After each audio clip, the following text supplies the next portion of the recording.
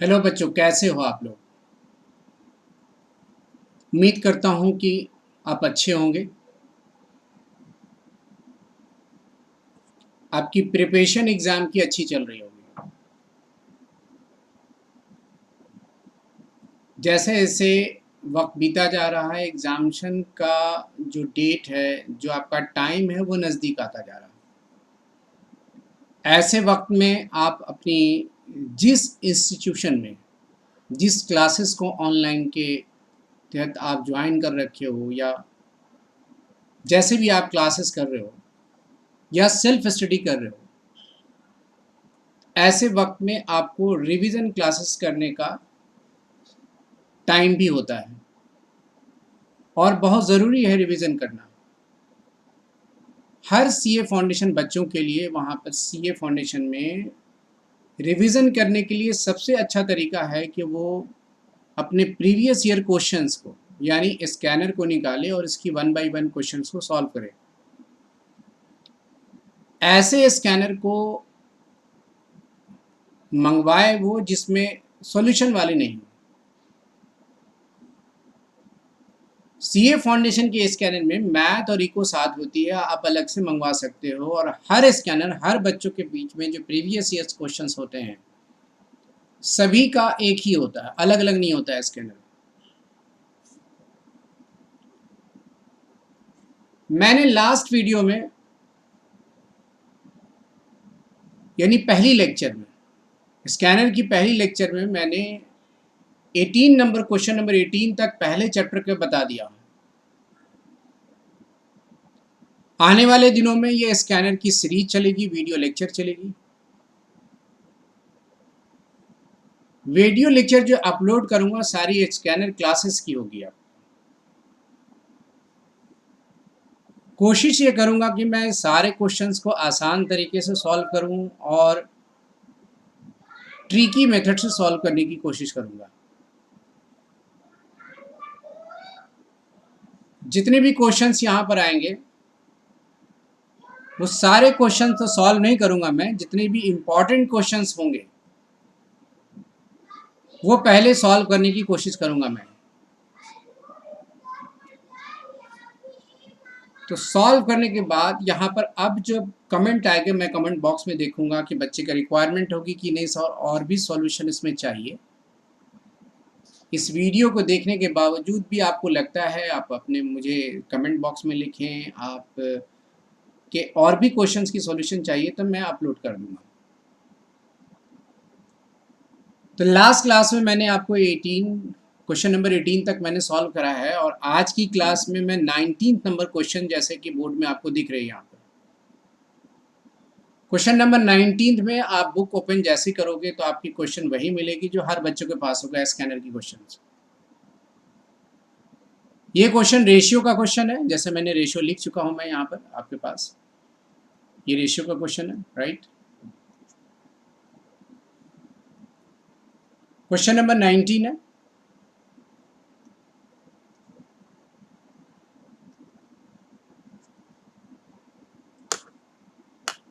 Question क्या है मैं पढ़ रहा हूं। ₹407 are to be divided among A B and C. 407 रुपये को तीन बंदों के बीच में, 3 पर्सन के बीच में बांटने। किस रेशियो से बांटना है वो दे रखा है बुक में, 1/4, 1/4 इस टू 1/5 इस टू 1/6 के रेशियो में बांटना आपको। ये दे रखा है आपके क्वेश्चन में। हर एक के शेयर डिमांड कर रही है क्वेश्चन कि ए का, बी का और सी का शेयर कितना कितना है इसमें। तो 407 रुपये तीनों बंदों के बीच में शेयर में बांटनी है, तो सबसे पहले ये जो रेशियो दे रखा है 1/4 इस टू 1/5 इस टू 1/6, ये फ्रैक्शनल रेशियो को इंटीग्रल रेशियो में कन्वर्ट करेंगे। डिनोमिनेटर में 4, 5 और 6, उसकी एलसीएम लूंगा मैं यहाँ पर, 4, 5, 6 की एलसीएम लूंगा। एलसीएम लेने के बाद आप देखोगे तो इसकी एलसीएम जो सॉल्व करके आएगी वो 60 होगी। अब आपको एलसीएम तरीका ये है कि इसकी एलसीएम लेने के बाद आप पहली रेशियो जो इंटीग्रल रेशियो पहली क्या बनेगी, कैसे निकालोगे? पहला जो रेशियो है उसकी डिनोमिनेटर से आप क्या करो, डिवाइड करो 60 में, यानी 60/4 जब डिवाइड करेंगे आप तो 15 आएगी, वही पहला रेशियो होगा जो दे रखा है। दूसरा 5 से जब डिवाइड करोगे तो दूसरा रेशियो इंटीग्रल रेशियो आपको आ जाएगी कितनी, 12। तीसरी रेशियो आपको मिलेगी आपको 10। इट मीन्स कि आपके पास जो रेशियो आ गया वो 15:12:10।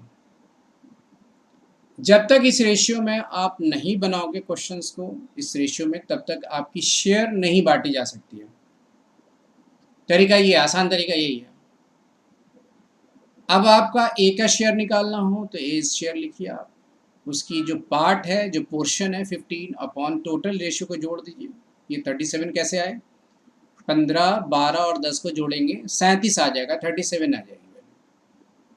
और टोटल जो शेयर है उस 407 रुपये यहाँ करो और यहाँ रखो, लिखो आप और डिवाइड करो आप 37 से। 37 से डिवाइड करोगे तो 37 1 जार 37, 3 बच जाएगी रिमाइंडर, फिर 37 आ जाएगी, फिर 1 से, इसका मतलब 37 से कैंसिल हो गया। 37 को 15 से जब मल्टीप्लाई, सॉरी 11 को 15 से जब मल्टीप्लाई करोगे 37 नहीं बचेगी, सॉरी 37 1 जार 37 और 37 1 11 होगी। 15 को जब 11 से आप मल्टीप्लाई करोगे, 15 को 11 से मल्टीप्लाई करोगे तो 165 आएगी। ठीक बी का शेयर निकालनी है आपको, उसका पोर्शन 12 है और टोटल 37 है, फिर डिवाइड करोगे 11 ही होगी, तो ये हर बच्चे को पता है कि 407 में मैं 37 से डिवाइड करूँगा तो 11 ही आएगी, और 12 को 11 से मल्टीप्लाई करूँगी 132 होगी, और फिर पता है कि फिर 11 आने वाला है 37 से, तो 10 से ही डायरेक्ट मल्टीप्लाई क्यों नहीं कर दूँ मैं।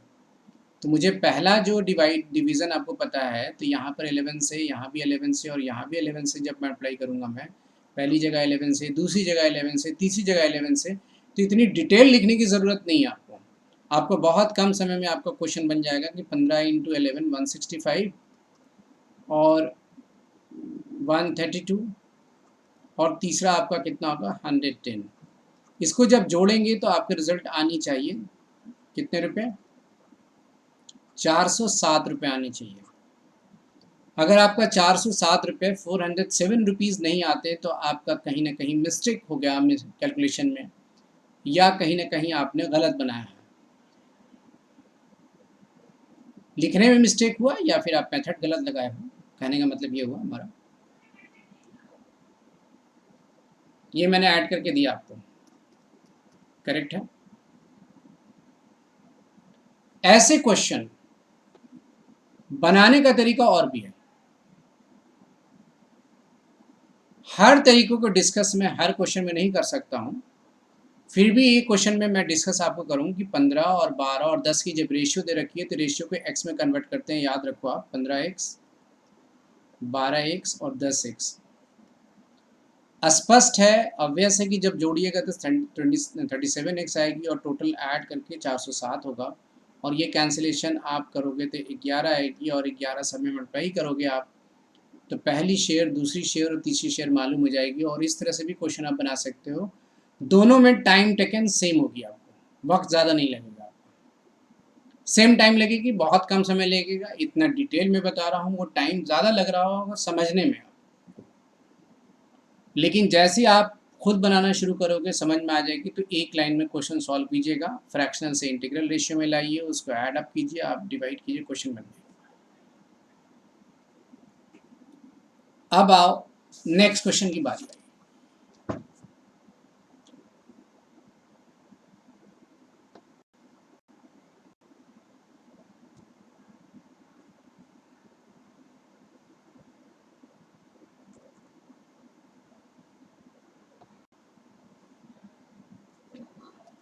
दूसरा क्वेश्चन हम यहाँ कैसे लाएंगे, क्वेश्चन कौन सा होगा, 21 नंबर क्वेश्चन।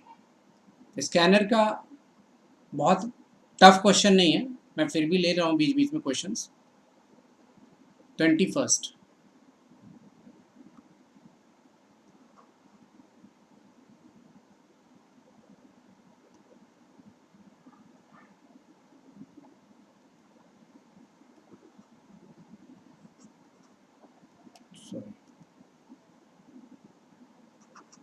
21 नंबर।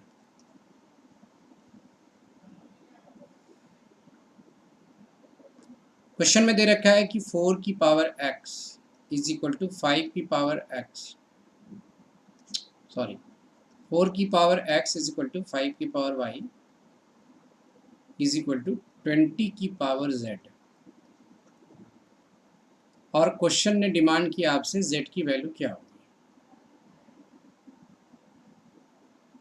अब इस टाइप के क्वेश्चन आप मॉड्यूल में खूब पढ़ते हो। इंडाइसिस का क्वेश्चन है, गिवन है आपके पास ये। ऐसे सारे क्वेश्चंस जहां भी मिले आपको, इंडाइसिस में मिले, लॉग में मिलता हो, और एपीजीपी में मिलने का चांस होता है ऐसा क्वेश्चन। बेस डिफरेंट हो, पावर डिफरेंट हो, आप इसे के मेथड से बनाते हैं और इसे के मानते हैं। 4 की पावर अगर x इज इक्वल टू के है तो 4 बराबर आप लिख सकते हो k की पावर 1/x। लेफ्ट साइड की पावर को, इंडेक्स को, एक्सपोनेंट को आप दूसरी तरफ इंडेक्स के रूप में, एक्सपोनेंट के रूप में बनाना चाहते हैं तो आपको रेसिप्रोकल लिखनी पड़ेगी।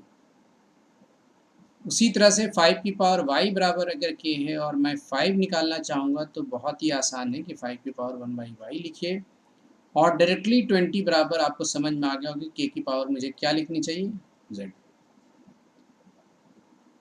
अब 4 आ गए, सॉरी 5 आ गए, 20 भी आ गया। z के वैल्यू कैसे फाइंड होगी? z के वैल्यू फाइंड करने के लिए आप कौन सा तरीका अपनाएंगे कि 4 की वैल्यू, 5 की वैल्यू जब आ गई और 20 की वैल्यू आ गई तो आखिर z कैसे आएगी?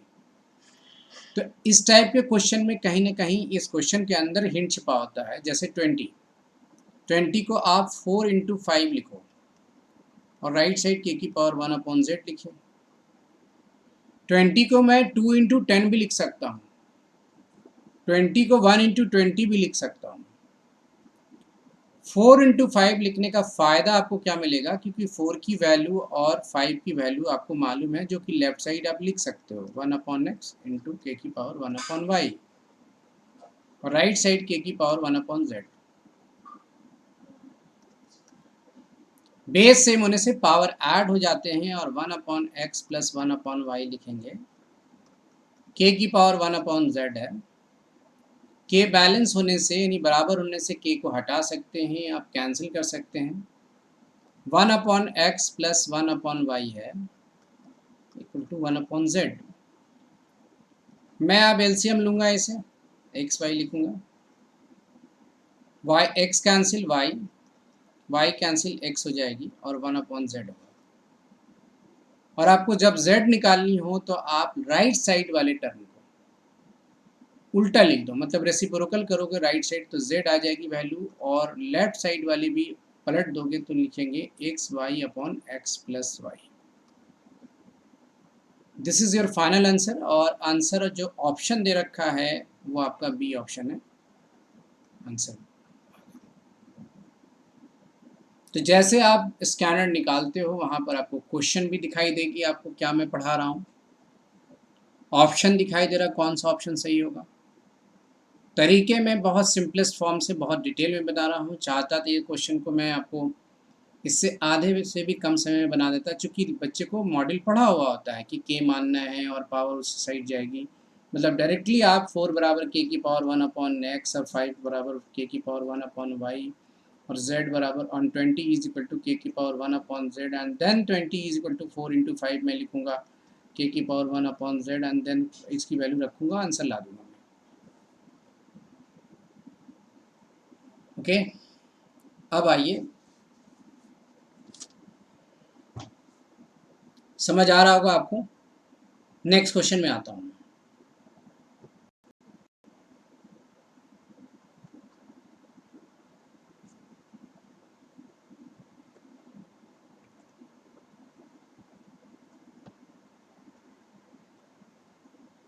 नेक्स्ट क्वेश्चन कुछ आसान सा क्वेश्चन मैंने लिया, कुछ अच्छे क्वेश्चन मैं लूंगा। लॉग के क्वेश्चन से अगले क्वेश्चन से।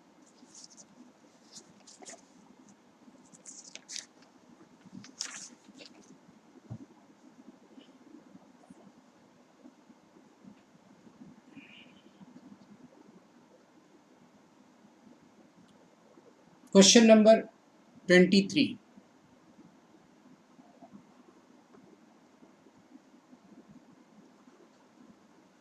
23rd नंबर क्वेश्चन मिलेगा हमें। log 8 बेस 3 अपॉन में log 16 बेस 9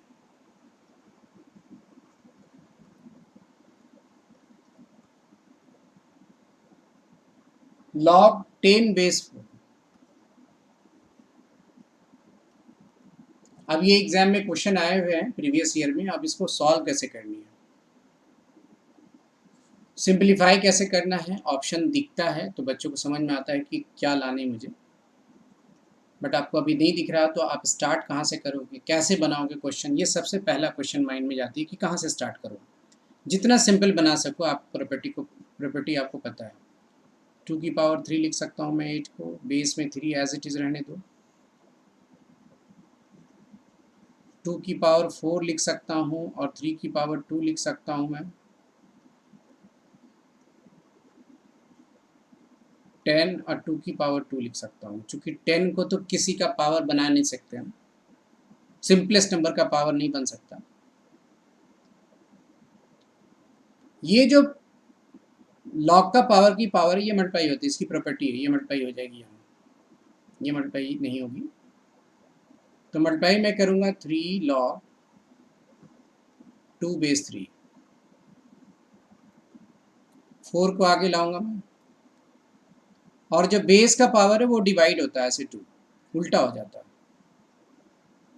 log 2 बेस 3 यहाँ भी लिखूंगा मैं, यहाँ भी बेस की पावर 2 है तो 1/2 लिखूंगा, ये प्रॉपर्टी इसकी होती है। प्रॉपर्टी मैं लिख देता हूँ फिर से कि अगर log a बेस b की पावर अगर x है तो इसकी प्रॉपर्टी होती है कि log 1/x लिखो आप, log a बेस b लिखो।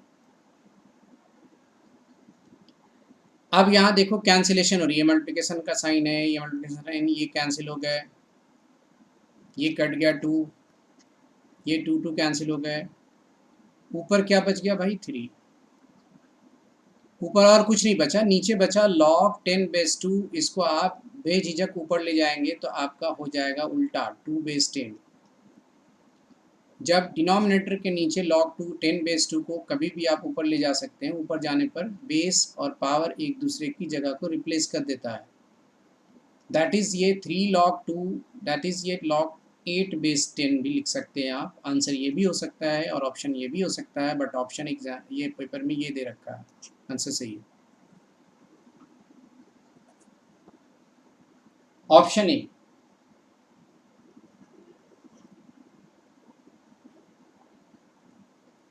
तो ऐसे उस सारे क्वेश्चंस के मैं सोल्यूशन, अच्छे अच्छे क्वेश्चंस के मैं करूँगा।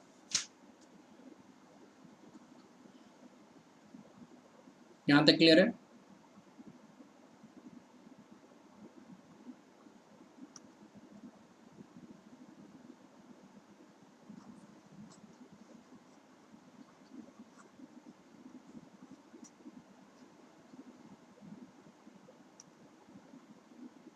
क्वेश्चन नंबर बदल रहा हूँ मैं, लॉग का ही क्वेश्चन है 63।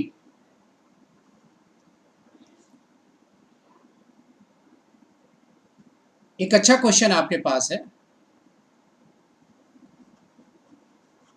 log 2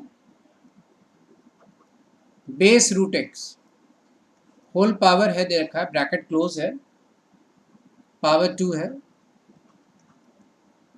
राइट साइड आपका है log 2 बेस एक्स है। एक्स की वैल्यू फाइंड करने को आ रहा है क्वेश्चन, आपकी एक्स की वैल्यू क्या हो। अब ये दे रखा है कि this is given and this equal to this and find the value of x, how can you find out the value of x using the properties of log. कैसे यूज करूंगा मैं, बच्चों को समझ में नहीं आता, स्टार्ट कहाँ से करूँ, क्वेश्चन टिपिकल देखने से ही लग रहा कटेगी नहीं, आप ऐसे बनाओ इसको बिल्कुल आसान तरीके से।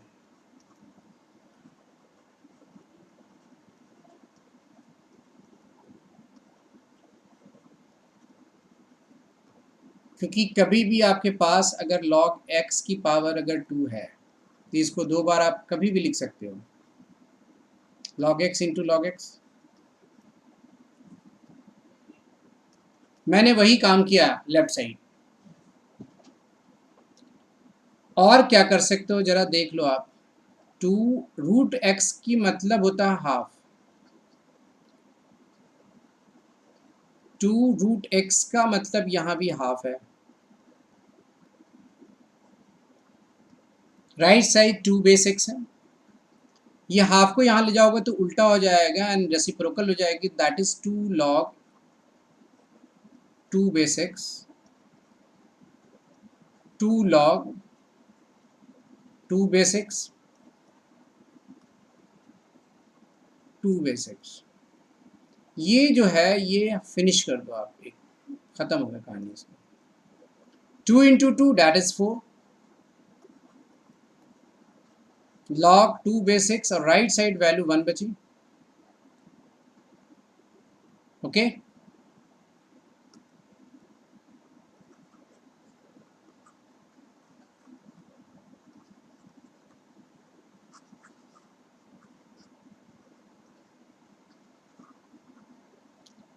अब आप क्या करो, log 2 base x is equal to 1/4 लिख सकते हो, डिनोमिनेटर में जाएगी। मैंने पढ़ा है कभी कि लॉग को रिमूव करने, लॉग को डिलीट करने का तरीका दो होता है। एक ये तरीका सबसे आसान डेफिनेशन वाले थे, लॉग हटाएंगे सर 2 पावर को इस साइड और x की पावर 1/4, x चूंकि फाइंड करना है तो 1/4 को लेफ्ट साइड लाओगे तो 2 की पावर 4 होगी, दैट इज x की value 16। This is your answer and option should be A. यहाँ भी आंसर ए आपका। तो एक अच्छे क्वेश्चन की पकड़ है यहाँ पर कि क्वेश्चन बहुत सारे बच्चे से ये क्वेश्चन नहीं बनती है, देख के छोड़ देता है कि मैं रूट एक्स देख रहा हूँ, पावर भी देख रहा हूँ, कैंसिलेशन नहीं होगी, लॉग हटा कैसे सकता हूँ, लॉग हटाने का तरीका सर ने बताया था मॉड्यूल में और सर ने बताया यहाँ क्वेश्चन कैसे बनेगी। तो ऐसा नहीं क्वेश्चन सारे आसान होते, क्वेश्चन अच्छे भी आते हैं। ये ध्यान रखना है कि आपको स्कैनर की class as a revision class के रूप में आप इसे लर्न करो, सीखो, प्रैक्टिस करो आप इसे। उम्मीद करता हूँ कि मार्क्स अच्छे आएंगे आपको।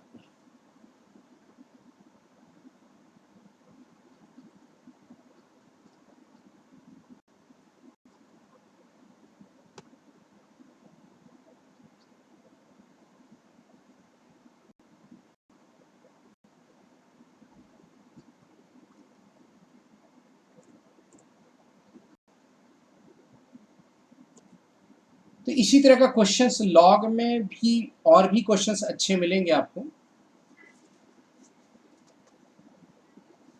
तो 63 मैंने बताया, इसके पहले वाले क्वेश्चंस मैंने बताया था आपको,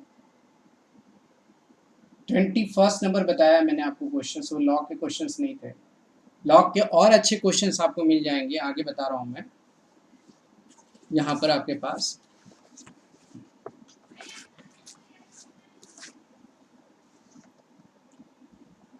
ट्वेंटी थर्ड बताया मैंने। अब 29th नंबर क्वेश्चन में आइएगा, स्कैनर की 29th नंबर अच्छी क्वेश्चन है, उस क्वेश्चन में आओ।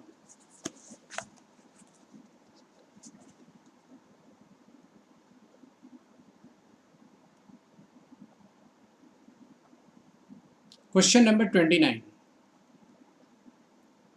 in what ratio should T worth ₹10 per kg cost price, T worth मतलब cost price of T,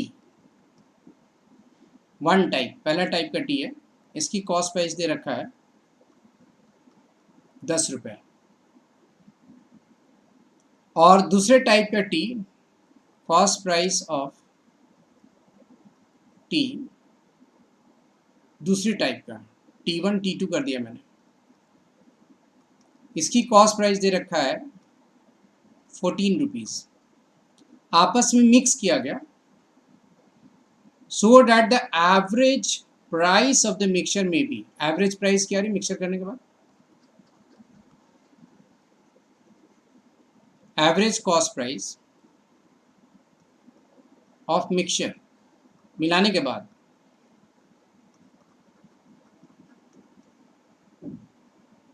₹11 आ रही है। अब ₹11 है यहां पर मिलाने के बाद, ठीक है।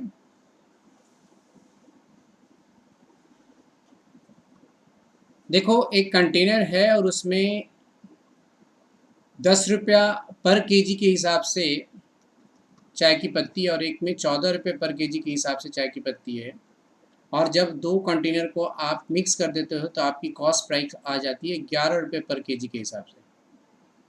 ये 10 रुपीज़ है, ये 14 रुपीज़ है, आपको 11 आ गया। That is mean price, average price मतलब मीन, औसत। तो क्वेश्चन ने कहा कि किस रेशियो में इस दोनों कंटेनर को मिलाना चाहिए, 1 केजी इसका, 2 केजी इसका, या 4 केजी इसकी, 5 केजी इसकी, कितना किलोग्राम और कितना किलोग्राम में मिलाऊं इसको, कंटेनर को दोनों को मिला के इसमें डाल दूँ, ताकि हमारे जो कॉस्ट प्राइस आ जाए वो 11 रुपये पर केजी के हिसाब से मैं सेल नहीं करूँ, ये कॉस्ट प्राइस आ जाए हमारा। तो एक फॉर्मूला है रेशियो निकालने के लिए, बहुत ही छोटा फॉर्मूला, और एक लाइन में आप क्वेश्चन को सॉल्व करते हैं। रेशियो ऑफ मिक्सचर निकालने का फॉर्मूला है कि largest cost price LCP, average cost price ACP, और डिनोमिनेटर में एवरेज कॉस्ट प्राइस और स्मॉलेस्ट कॉस्ट प्राइस। यहाँ पर आपके लार्जेस्ट कॉस्ट प्राइस 14 रुपये है, एवरेज कॉस्ट प्राइस 11 रुपये है, एवरेज कॉस्ट प्राइस 11 रुपये और स्मॉलेस्ट कॉस्ट प्राइस 10 रुपये है। आप देखो रेशियो आ गई 3/1, दैट इज 3:1। एक लाइन में आंसर आ गया। What should be the option? Option should B, यहाँ मैं बता रहा हूँ कि ऑप्शन क्या होगी। यहाँ पर ऑप्शन दे रखे हैं 3:1 में, second option that is B. तरीके और भी बनाने के मैं बता रहा हूँ, कॉन्सेप्ट मेथड है। मैं अभी इसके स्कैनर क्लास में कॉन्सेप्ट मेथड को डिस्कस नहीं करता हूँ। मैं आप regular classes, live classes, face to face classes में मैं डिस्कस करता हूँ कि आखिर ये फॉर्मूले आया कैसे और क्वेश्चन की कॉन्सेप्ट कहाँ होती है, क्वेश्चन बनता कैसे है। कॉन्सेप्ट मेथड से बताता हूँ अभी मैं कि आखिर ये 11 रुपये पर केजी के हिसाब से और किस ने इस रेशियो भी कैसे निकल के बाहर आ गया है 3:1, ये सारे मैं डिस्कस करता हूँ नॉर्मल क्लासेस में, जो मॉडल की क्लासेस होती है, जो जनरल क्लासेस होती है, स्कैनर क्लास को छोड़कर। तो यहाँ तक क्वेश्चन आ गया, और सारे ऐसे क्वेश्चंस को आपको ऐसे ही सॉल्व करनी पड़ेगी कि आप एक टाइप के कॉस्ट प्राइस को दूसरे टाइप के कॉस्ट प्राइस के मिला करके तीसरी टाइप की कॉस्ट प्राइस आप निकाल लो। That set to be third price जो कहलाएगी हमेशा वो एवरेज प्राइस कहलाएगी, कॉस्ट प्राइस। औसत प्राइस कहलाएगा, औसत क्रय कहलाएगा। आपको रेशियो ऑफ द मिक्सचर निकालनी हो उस कंटेनर की जो लास्ट कंटेनर है और दोनों को किस रेशियो में मिलाया गया, वो रेशियो फाइंड हो जाएगी इस फॉर्मूले से।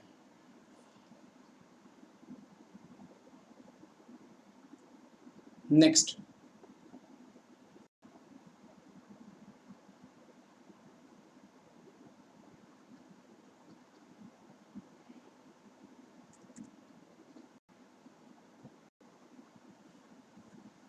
तो मैं लॉग में 63 एक क्वेश्चन चला गया था, फिर 23rd में आया, फिर 29 में आ रहा हूँ। मैं अच्छे क्वेश्चंस को डिस्कस करने की कोशिश कर रहा हूँ मैं यहाँ पर आपके पास। और नेक्स्ट टाइप ऑफ क्वेश्चंस जो अच्छा है वो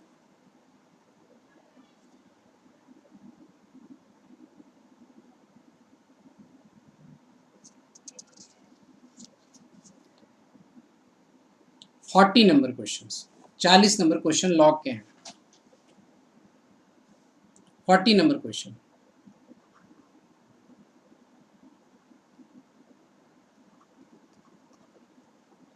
चालीस नंबर क्वेश्चंस में क्या लिखे हैं मैं लिख रहा हूँ, देखिए। अक्सर बच्चों को ये सब प्रॉब्लम हो जाती है क्वेश्चंस बनाने में, और हमने जो एक्सपीरियंस गेन किया है इतने दिनों से पढ़ाने का, उसमें आइडिया मुझे लगी कि बहुत सारे बच्चों को ये सब में दिक्कत होती है। दिक्कत और भी चीज़ों में होती है, लेकिन ज़्यादा दिक्कत जहाँ होती है वो बता रहा हूँ मैं पहले।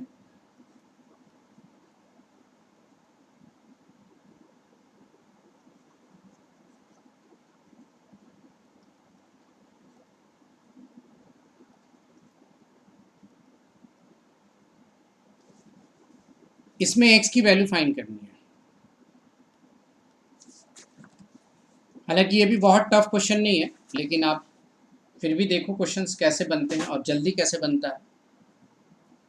सबसे पहले प्रॉपर्टी ये होती है कि बेस जब सेम होते हैं तो हम प्रॉपर्टी यूज़ कर लेते हैं, जैसे log a minus log b है, तो हम लोग की प्रॉपर्टी पता है कि log a अपॉन b मैं लिख सकता हूँ। शर्त ये है कि बेस सेम होनी चाहिए। बेस 10 है तो 10 होनी चाहिए, 4 है तो 4 होनी चाहिए। दैट इज़ यहाँ पर आपके पास 4 है तो 4 लिखोगे आप राइट साइड भी। इट मीन्स कि आपके पास बेस 4 है तो बेस 4 ही लिखेगा, और इसको कंप्लीट a मानो और इसे कंप्लीट b मानो, तो इस प्रॉपर्टी का यूज़ कर सकोगे आसानी से।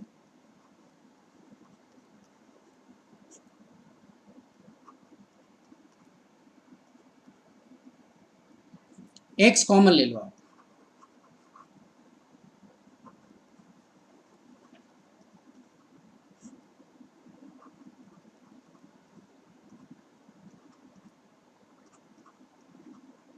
कैंसिल हो गया।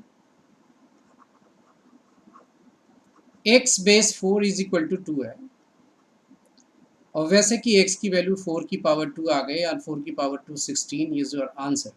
आसानी से क्वेश्चन बन गए। और ऐसे भी एक स्टेप घटाना चाहोगे आप कि log a और माइनस log b का formula log a upon b होता है, तो साथ साथ मैं कॉमन ही x के क्यों नहीं कर लूँ, यहाँ पर ये वाला स्टेप ना लिख के ये स्टेप लिखूँ तो आपका ये स्टेप घट जाएगा।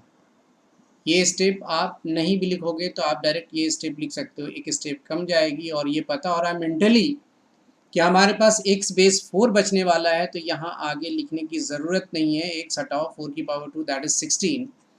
तो मेंटली हमें मेंटली सॉल्व कर सकते हैं हम इसे बिना using pen, without touching the pen you can solve the questions by using the common and using the property use कर करके आप x की वैल्यू फाइंड कर सकते हो। विद इन अ सेकेंड आप क्वेश्चन को सॉल्व किया जा सकता है। बट मैं किसी क्वेश्चन को डिटेल बताता हूँ और उसकी फिर टेक्निक बताता हूँ कि आप किस स्टेप को कहाँ आप छोड़ सकते हो जो आपके लेवल का हो। ओके, नेक्स्ट क्वेश्चन में आता हूँ मैं। 40 के बाद जो अच्छे क्वेश्चंस कौन से मिलेंगे वो मैं आ रहा हूँ, डिस्कस कर रहा हूँ।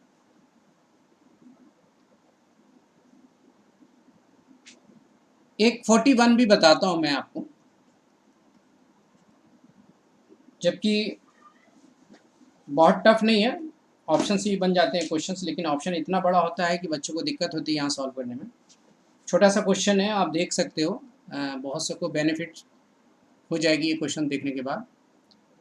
क्वेश्चन है 2 की पावर n प्लस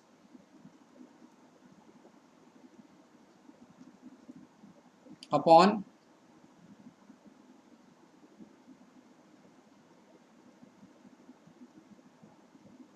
प्लस, नहीं डिनोमिनेटर में माइनस है, एक मिनट,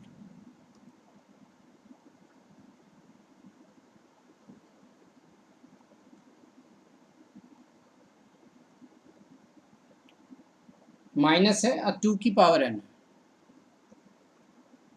क्वेश्चन ने डिमांड किया कि इसकी वैल्यू क्या होगी। तो बहुत से बच्चे क्या होते हैं कि यहाँ पर आके रुक जाते हैं कि क्या करूँ, ऑप्शन क्या रखूँ। कुछ नहीं करना, आप बता रहा हूँ मैं। 2 की पावर n मैं डिटेल बता देता हूँ। 2 की पावर n माइनस 1 को आप 2 की पावर n इंटू 2 की पावर माइनस 1 लिख सकते हो, जो कि अलग कर सकते हो, और पावर बेस सेम है तो पावर ऐड करोगे तो इतनी आ जाएगी। सेम स्थिति नीचे है आपका, 2 की पावर n लिखो और 2 की पावर 1 लिखो आप, चूँकि बेस सेम है, पावर ऐड करोगे तो n प्लस 1 होगी, घटाओगे तो n माइनस 1 होगी। आपको दिख गया होगा कि क्या करूँ मैं, ये टर्म अलग है और ये टर्म अलग है। कॉमन क्या है 2 की पावर n, क्या बच गया इसमें 1 प्लस 2 की पावर माइनस 1 को 1/2 लिख सकते हो आप कभी भी, नेगेटिव को पॉजिटिव बनाने के लिए। दो टर्म है यहाँ पर, कॉमन ले लीजिए आप 2 की पावर n, 2 माइनस 1 बचेगी, क्योंकि यहाँ पर बाहर कर चुके हैं 1 छिपा है, ये कैंसिल हो गया आपका। ऑब्वियस है कि 1.5 डेढ़ होता है 3/2 और नीचे 1 है तो आप 3/2 आंसर लिखोगे, आंसर हो गया।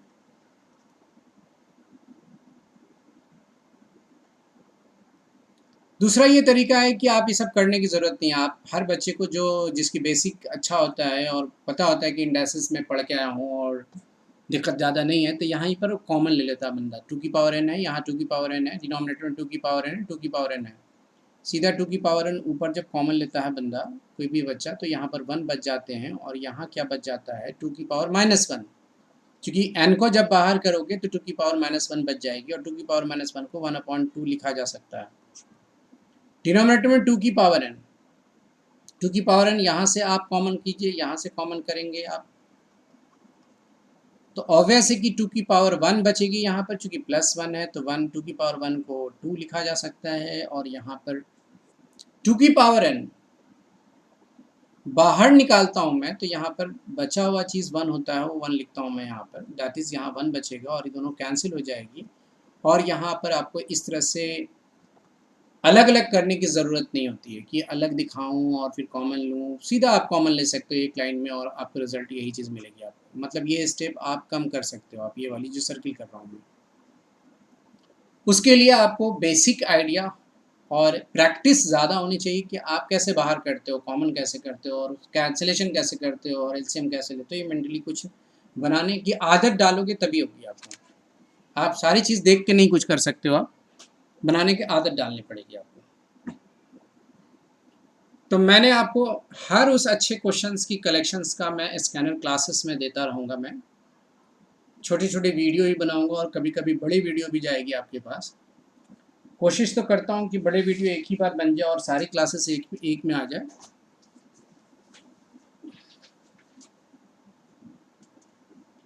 तो मैंने अभी तक 41 बताया और इसके बाद एक 63 भी बताया था आपको क्वेश्चंस।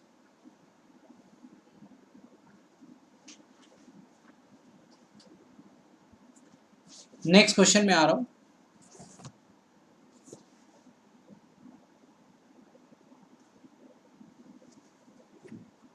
रेकरिंग डेसिमल एक 49 बता रहा हूँ, थोड़ा डिफरेंट। हालांकि लॉ के अभी बहुत अच्छे से क्वेश्चंस पढ़े हैं, मैं वीडियो उसकी लेक्चर चलती रहेगी अभी आप सीरीज, छोटे वीडियो चाहे बड़ा वीडियो, जब तक फिनिश नहीं होगा मुझे खुद सेटिस्फैक्शन नहीं होगी जब तक मैं इसको छोड़ूंगा नहीं। नेक्स्ट आप क्वेश्चन में आ जाए। नेक्स्ट क्वेश्चन क्या है हमारा वो सुनो।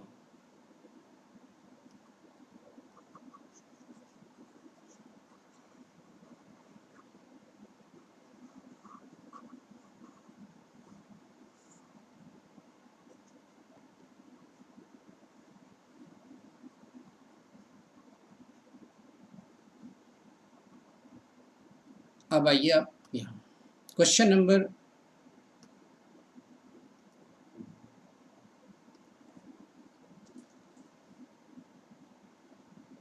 49 नंबर क्वेश्चन में क्या करना चाहिए। क्वेश्चन में दे रखा है, क्या लिखा है, द रेकरिंग डेसिमल 2.77777 चलता रह रहा है dotted line, can be expressed as,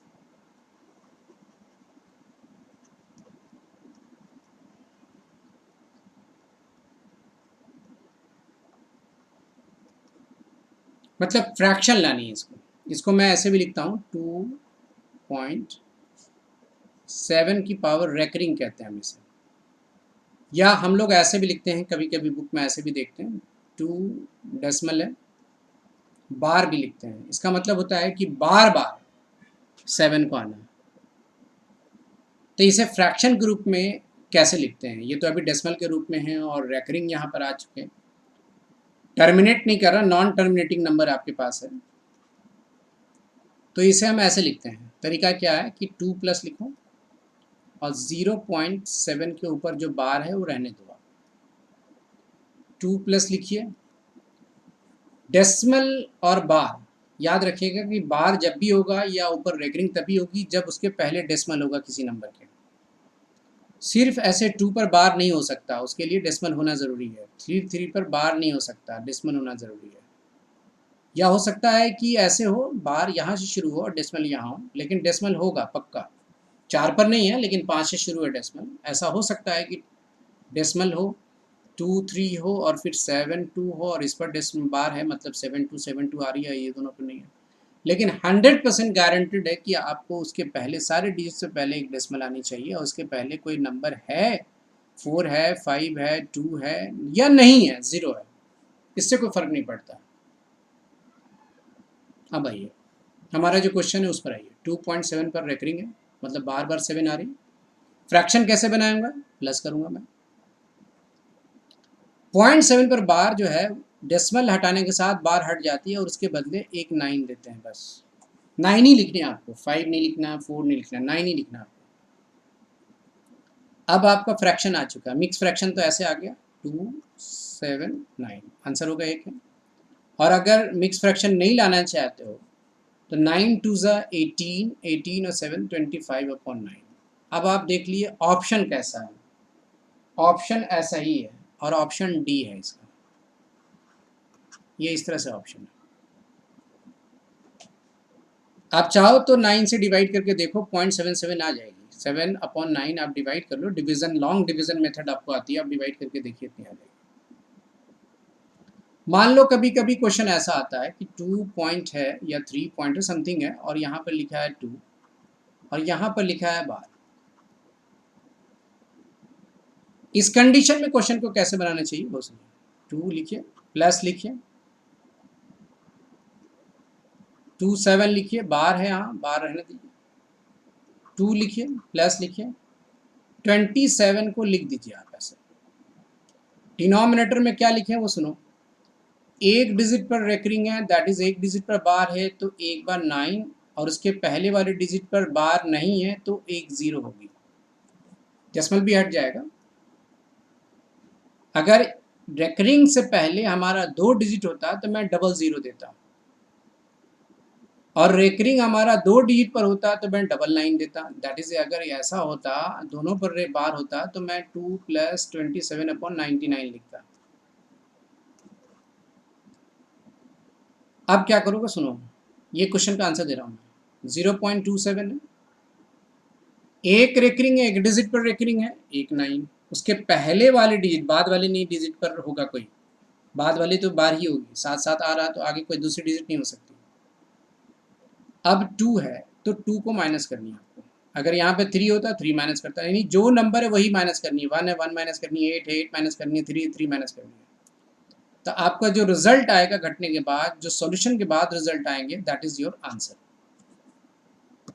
तो इस तरह के क्वेश्चंस भी आपको दे रखे हैं, आपको रेशियो प्रोपोर्शंस इंडाइसिस के अंदर में, जबकि ये आपका सिलेबस में है, एपीजीपी के अंदर ये पढ़ना। सीक्वेंस एंड सीरीज में जब पढ़ोगे तब वैसे क्वेश्चन मिलेंगे आपको, और जब स्कैनर आप ओपन करोगे तो आपकी क्वेश्चन यही मिल गई ऐसा। तो ये जनरल नॉलेज की तरह मैथमेटिक्स में है और जनरल कॉन्सेप्ट के हिसाब से आपको इसको एज ए ट्रीट करना चाहिए और इसे पढ़ना और सीखना चाहिए। ये एपीजीपी का मामला है या रेशियो प्रोपोर्शन इंडाइसिस का मामला है, इसकी तरह से नहीं देखना चाहिए आपको। हमारे सिलेबस में ये पढ़ना है, और पढ़ना कहाँ है, एपीजीपी के अंदर।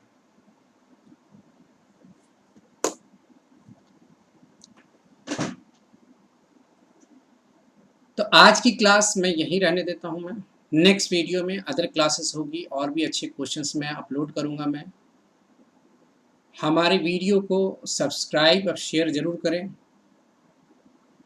प्लीज़। डाउट सेशन कोई और क्लासेस की होगी तो मेरी स्क्रॉल कर रहा नंबर, उस पर आप कांटेक्ट करके अपनी डाउट सेशन अलग से ले सकते हो। Okay, thank you.